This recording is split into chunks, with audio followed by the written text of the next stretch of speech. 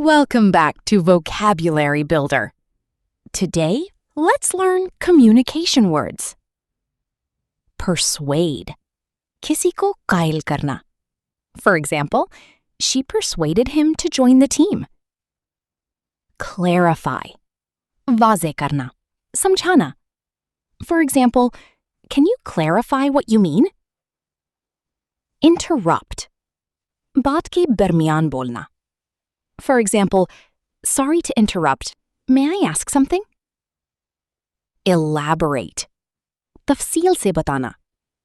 For example, could you elaborate on that point? Convince. कायल करना. मना लेना. For example, he convinced his parents to let him travel. Miscommunication. गलतफहमी. For example, there was a miscommunication between the teams. Fluent. Ravan. Saaf. For example, she speaks fluent English.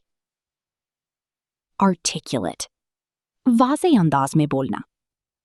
For example, he is very articulate in meetings. अब बताएं, आप किस लफ्ज़ में सबसे ज़्यादा confuse होते हैं? ऐसी ही वीडियोस के लिए हमें सब्सक्राइब करें.